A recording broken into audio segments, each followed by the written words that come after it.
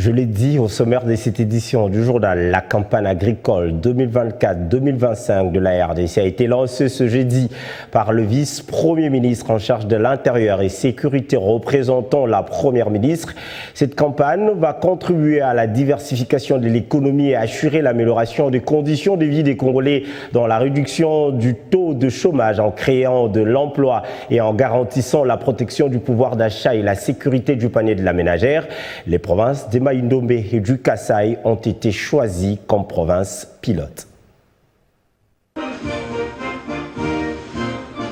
Pour faire face à l'insécurité alimentaire exacerbée par la hausse de prix des denrées de première nécessité, la République démocratique du Congo a lancé ce jeudi 17 octobre la campagne agricole 2024-2025. Le go a été donné par le vice-premier ministre en charge de l'Intérieur et Sécurité représentant la première ministre. Cette campagne, qui s'inscrit dans le cadre du programme d'action gouvernementale, a pour objectif de construire une économie diversifiée et compétitive avec comme perspective de non seulement réduire le taux de chômage par la création d'emplois, mais aussi de garantir la protection du pouvoir d'achat et la sécurité du panier de la ménagère.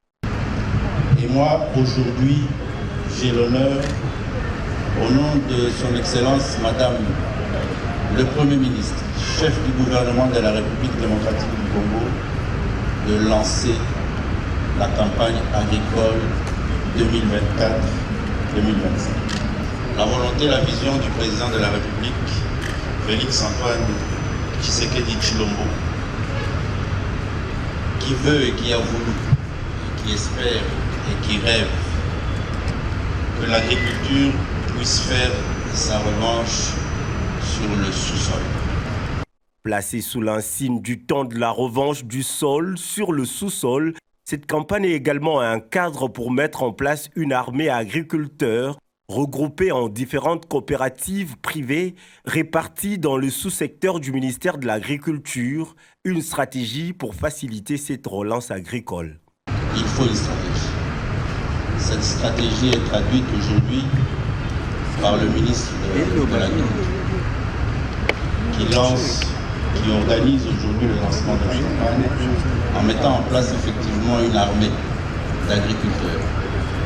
organisée dans les différents sous-secteurs de son domaine à travers des agriculteurs réunis dans le secteur privé et tout ce qui va avec.